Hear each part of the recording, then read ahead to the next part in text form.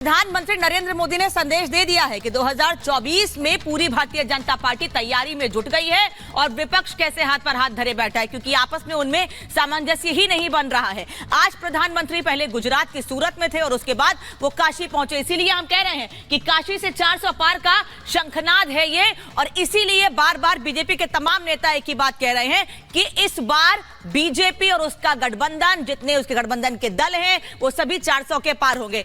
अब आपको तस्वीर दिखाते हैं कि कैसे प्रधानमंत्री जब काशी पहुंचे तो उनका भव्य स्वागत किया गया। जहां तक नजरें जा रही हैं आपकी, वहां पर सिर्फ और सिर्फ भारतीय जनता पार्टी का झंडा दिख रहा है। और प्रधानमंत्री भी जैसे जैसे उनकी गाड़ी आगे बढ़ रही है, वो सभी लोग जो वाराणसी में उनके स्वागत में, उनके इंतजार में लंबे समय से खड़े हुए थे, प्रधानमंत्री उनको, उन सभी का अभिवादन स्वीकार कर रहे हैं। देखिए कैसे हाथ हिलाकर प्रधानमंत्री जैसे जैसे गाड़ी आगे बढ़ रही है वैसे वैसे सभी लोगों से, हर एक व्यक्ति से हाथ हिलाकर अभिवादन स्वीकार कर रहे हैं और ये समझने की कोशिश कर रहे हैं कि आखिर वाराणसी के लोग आगे और क्या चाहते हैं, कैसे वाराणसी का विकास हो। और अब आपको ये दिखा रहे हैं कि प्रधानमंत्री नरेंद्र मोदी ने कैसे उन लाभार्थियों से मुलाकात की है जिनके लिए खास तौर पर केंद्र सरकार योजनाएं चला रही है।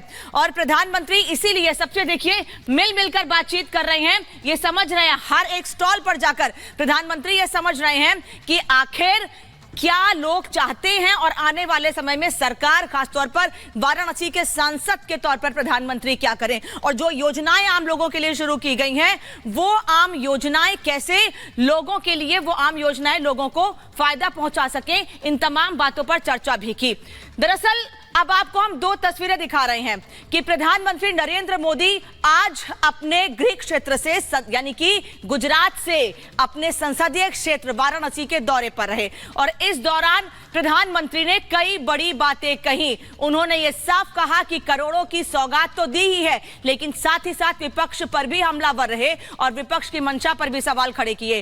प्रधानमंत्री ने काशी से 2024 के रण का आगाज तो किया ही, साथ ही अपने संसदीय क्षेत्र पहुंचने से पहले एक इंटरव्यू में उन्होंने अखिलेश यादव पर भी निशाना साधा और साथ ही पूरे विपक्ष पर भी सवाल खड़े किए। और चलिए अब आपको दिखाते हैं कि कैसे प्रधानमंत्री ने अपने इंटरव्यू में अखिलेश यादव पर निशाना साधा।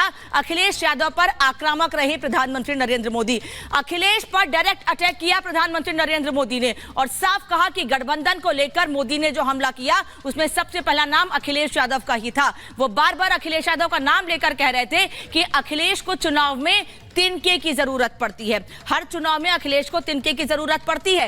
काशी जाने से पहले उन्होंने एक इंटरव्यू में तमाम बातें कही और केवल अखिलेश यादव पर ही नहीं बल्कि पूरे विपक्ष पर निशाना साधा। हर बार अखिलेश अलग तिनका ढूंढते हैं, चाहे 17 हो, चाहे 19 हो या फिर 2022 का चुनाव हो। परिवारवाद लोकतंत्र के लिए खतरा है और बार बार प्रधानमंत्री अलग अलग मंचों से ये बात लगातार बार बार कहते रहे हैं। उत्तर प्रदेश में अपने दम पर नहीं लड़ेगी समाजवादी पार्टी, यानी 24 में भी समाजवादी पार्टी गठबंधन में है और इसीलिए वो जानते हैं कि, वो समझते हैं कि वो अकेले चुनाव नहीं जीत सकते, इसीलिए वो सहारा ढूंढते हैं। कांग्रेस समेत कई दलों से गठजोड़ किया है, यानी INDIA गठबंधन पर सवाल खड़े किए प्रधानमंत्री ने। इसके पहले भी वो निशाना साधते रहे गठबंधन पे। राहुल, मायावती के साथ भी अखिलेश बेअसर रहे। 2017 में कांग्रेस के साथ, 2019 में मायावती के साथ अखिलेश बेअसर रहे, बल्कि 19 में तो अखिलेश की पार्टी को ही इसका नुकसान हुआ।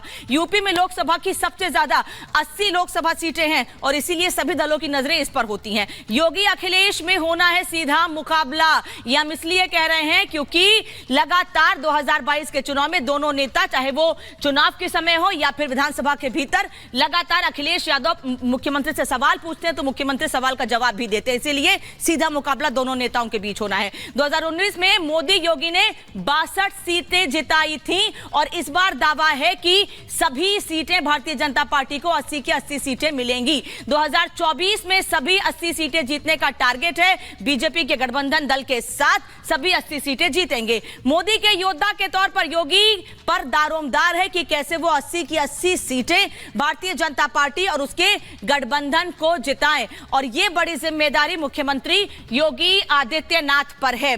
और इसीलिए बार बार मुख्यमंत्री योगी आदित्यनाथ भी यही बात कह रहे हैं कि हमारी पार्टी पूरी तरीके से तैयार है और हम जानते हैं कि कैसे जनता के बीच जाना है और जनता के मन की बातों को समझना है। अब आपको दिखा रहे हैं कि हम ये क्यों कह रहे हैं कि आपकी बार 400 पार। मोदी को रोकने वालों की मुसीबतें बढ़ेंगी, क्योंकि अभी जो दिसंबर में 2023 में विधानसभा चुनाव संपन्न हुए, उसमें 3 राज्यों में भारतीय जनता पार्टी को प्रचंड जीत मिली है। 2024 में 400 पार सीटों पर प्रधानमंत्री मोदी ने साफ कह दिया है कि जनता के लिए आंकड़े का खास आधार है, जनता के लिए आंकड़े का खास आधार है। हम समझते हैं उन आंकड़ों को और पूरी जिम्मेदारी से उसका सम्मान करते हैं, उसी आधार पे हम काम करते हैं। सीटों के आंकड़े के पीछे भाव महत्व है, यानी जनता का भाव महत्व है, हम उस भाव को समझते भी हैं। सत्ता में अस्थिरता नहीं चाहते हैं भारतीय, देश के लोग नहीं चाहते कि सत्ता में अस्थिरता हो, इसीलिए वो बीजेपी और गठबंधन दल को क्लियर मैंडेट देते हैं। जनता मजबूत समर्थ सरकार के पक्ष में है,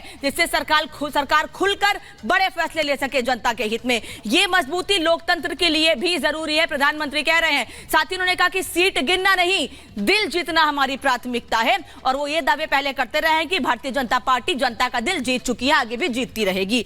मेरी मेहनत देखकर जनता झोली भर देती है, क्योंकि मैं जनता के लिए मेहनत करता हूं, मैं जनता के लिए काम करता हूं, प्रधानमंत्री ये कह रहे हैं। विपक्ष समझे कि जनता उन्हें क्यों नकार रही है, क्योंकि विपक्ष वादे जरूर करता है लेकिन उन वादों को पूरा नहीं करता है। यह विपक्ष को समझना होगा कि आखिर जनता कैसे उन्हें और क्यों नकार रही है। और एक बड़ी खबर इस बीच आपको बता दें कि थोड़ी देर में प्रधानमंत्री नरेंद्र मोदी नमो घाट पहुंचेंगे, वाराणसी के नमो घाट पहुंचेंगे प्रधानमंत्री। इसके बाद काशी संगमम की शुरुआत करेंगे। मुख्य कार्यक्रम वाराणसी में प्रधानमंत्री का काशी तमिल संगमम की शुरुआत करना है, उसका उद्घाटन करना है। थोड़ी देर के बाद प्रधानमंत्री नमो घाट पहुंचने वाले हैं और वहां पर काशी संगमम का विधिवत उद्घाटन करेंगे। सुजाता इस वक्त ग्राउंड जीरो से हमारे साथ जुड़ी, सीधे उनका रुख करते हैं। सुजाता, नमो घाट पर क्या तैयारियां हैं, लोग क्या कह रहे हैं, कितना लंबा इंतजार और प्रधानमंत्री के पहुंचने का?